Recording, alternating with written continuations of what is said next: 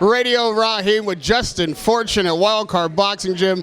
Obviously, if we're down here, we're getting prepared for one more Manny fight this Saturday, or next Saturday, I should say, in Las Vegas. But you have been all over the world with Manny.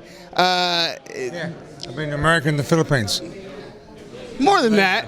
In China, that's it. Oh, it's not all over the world. All right, well, you know what? This is not really, busting not your really balls. the Give me a point break, of man. this interview, Oh, Justin. okay. But I like that you like to be Is so that the point? specific. Yeah, these are just set-up questions. These are things that kind of set the stage. Okay, Right. so you've been to a Right. few countries Yes. with Manny. You know, Three. like a handful of fights, maybe. I have, yeah, a lot of fights. A lot of fights with Manny. Well, this one is as important as any of the rest of them, I would say. You got a 40-year-old fighter on your hands that just got a knockout, the first one in 6 years, so it's almost counterintuitive. Like, you see a guy getting older, and then all of a sudden he gets the knockout that he hasn't been able to attain for 6 years, and now Freddie's talking about his killer instinct. You were there for that fight. Like, what you think is different about Manny? Is there a killer instinct difference, or was it just a good night? He wants that knockout again. So, and we pulled him back and we slowed him down training-wise, and we conserved his energy so he would pretty much explode on the night. Just a different training, just a different build-up, not different training, just more smarter. Just fight smart. So why blow it all out? Why leave it in the gym? Take it in the fucking ring and do it there. You know what I mean? And that's what he got. And everyone's like, oh, it's so much different than the Horn fight. Yes, the Horn fight, he was fucking burnt out. So when you're burnt out physically and mentally, you're fucking done. You look like shit. And for the Horn fight, it was different. It wasn't. So that Pacquiao is the one that should have fought Horn. And even though he was still washed out, he still won the fucking fight. It was just, we got screwed a bit, but whatever. That's what he does to people when he's that way. You talk about the mental and physical fitness. Obviously, being a conditioning coach, everybody looks to you if the fighter gets tired. Everybody looks to you if the fighter has power. Are you involved also? Everyone blames me if something goes fucking wrong. Exactly. When I say looks to you, it's just another word, nice word for blame. Yeah. So when a guy is mentally exhausted, He's done. how do you, as a conditioning coach, is that part of the conditioning? Are you part of the brain work as well? It's a part of being burnt out. It's all physically. Excuse me, physically and mentally. If you're washed out, you're washed out.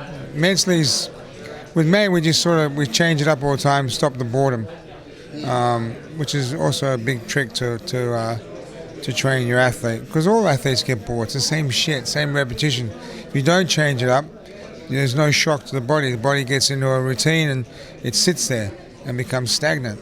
So it's change it up all the time. Shock, shock, shock. The guy he's fighting, in Adrien Broner, is someone who's had his challenges staying focused on the sport, that's to be sure, but has always been thought of as a talent, maybe one who hasn't even reached his full potential. When he's on his game, he's on. So when he's off, he's looks like crap. But I expect the Broner to come in on his game for this fight. He's with Kevin Cunningham, who's not, demands 100% of his fighters, and is a good trainer. So he gets, I expect Broner to be at his best, as everyone is who fight Pacquiao. They always fight 10 times better because it's Manny. It's something to prove, and it's a tough fight.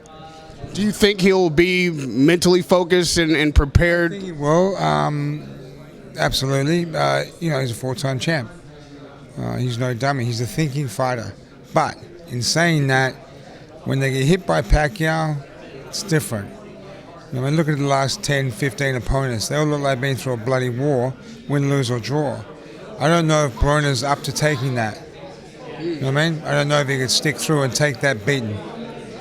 So that's why I have my doubts. I might be wrong, and I hope he proves me wrong and puts up for a good fight. But I still think Manny just overpowers him with that speed and power and experience.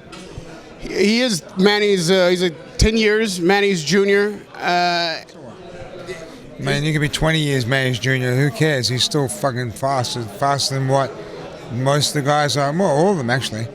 And he's very, very strong. It's like ridiculous. It's a gift. It's not like, I can enhance the gift and maintain it and keep him fast and keep him strong. But it's a gift. It's a gift from God. So you're blessed with it. What do you think is the biggest threat Manny faces in this fight? What does Adrien Broner bring into this ring? He's a thinker. And he's a good counterpuncher, and he can box.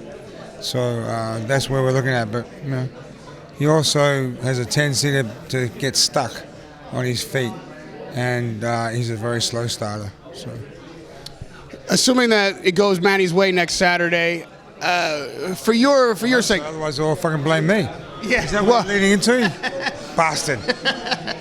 If it does go his way and we can all credit you, That'd be nice.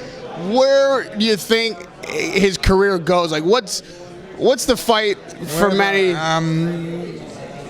Personally, just me. I don't think Floyd will fight Manny. If he does a job on Broner, Floyd won't fight Manny. He loves that zero too much. And he just made a whole bunch of money anyway, so what the fuck. And then it's up to MP Promotions and Heyman and those guys to sort out who's next. You know, there's guys I'd stay away from, there's guys I'd fight. I'd fight Garcia. Danny Garcia is a good fight. You know, Danny comes to fight. It's a good crowd fight. Manny wins, but it's a good, tough fight. What do you think about Garcia Spence? Mikey Garcia Spence, I think he bit off way... You're thinking about Danny Garcia. I'm thinking about Mikey Garcia. Mikey bit off way too much. It's like, dude, you're a great little guy going up against a great big guy. And that's a big 47 who punches very hard and is very talented. I know Mikey's Mikey, but come on, man. That's you're like fucking 2 or 3 divisions above your limit. So I think it was a bad move. But, you know, he can say, okay, I got beaten by a bigger guy. I'll go back to my division. But like me jumping light heavyweight to fucking heavyweight. It's like, it'll be stupid. It's like you standing on that apron to start this interview. Cheap shot. I resent that very much. The interview's fucking over. You know, speaking of really big guys, there was a really big guy in here just about a month or so ago. It was Tyson Fury. Oh, yeah. Now, you made noise in the heavyweight division yourself in your day. That, I thought, was the best last heavyweight fight of 2018. I'm certain you watched it. What did you make of the fight? I thought Tyson won. No. I could see a draw. You know, he 1-6 and Wilder 1-4 and there was 2 10-8s. You know, yeah, draw's okay, but I thought that Tyson scratched through. Good fight. Tyson Fury's it was a good fight. What did it tell us about Wilder? I mean, you know, that seemed to be... Exposed him a bit. Like that, Wilder, his shots are wide, he's wide open. He's only 220 pounds. You know, he's not that, you know, he's not... He can punch, but he's not the biggest puncher out there. Only Joshua beats him, but, you know, that's a whole other game. I think the Tyson Fury-Wilder rematch would be nice. And I know Fury's like, well, let's do it in London. It's like, well, no. You're not the champion, so do it back in America. But, you know, it was a good fight. It was an entertaining heavyweight fight. Do you think anything changes in the rematch between the two? I mean, there's a big knockdown at the end that could have definitely ended the fight, and most people would agree with you that Tyson would have won on the card. So how does the second fight shake out? I think it's just a better fight. You know, once they know each other just a little bit better, it just makes for a better, more competitive fight. And Wilder will come in differently prepared, and so will Fury. It just makes for a good fight. And the heavyweight division needs those good fights because it really fucking sucks. Yeah. You know, Fury is claiming the lineal championship champion. Obviously, the WBC belongs to Wilder. Joshua's got multiple titles. Is there one fighter you consider to be? The other title. Oh, yeah. Well, yeah. So do you say that? Like, do you consider Joshua to be like the heavyweight champion? He has all the belts. Right. So when you got the 3 other belts or the 4 other belts, then you're the heavyweight champion. Does he beat both guys? Wilder's really sort of Fury's a friggin' octopus, so he's difficult. He's a much more difficult fight for Joshua than Wilder, I think, just because he's a spoiler. But you know, it's interesting. Again, Fury poses trouble for any heavyweight out there, a lot. Is there a young fighter being out there at the top of the year? Is there some fighter that you feel might be a breakout star in 19 that I'm not asking about, people aren't really talking about just yet, but could make a mark this year? My guy. I'm not fighting. James Wilson. Oh. Okay. My heavyweight. He's just signed with Golden Boy. I think give him more experience this year, he'll definitely make a noise in the heavyweight division. He's he's 5'11", 240, 235, just very, very, very fast and very strong.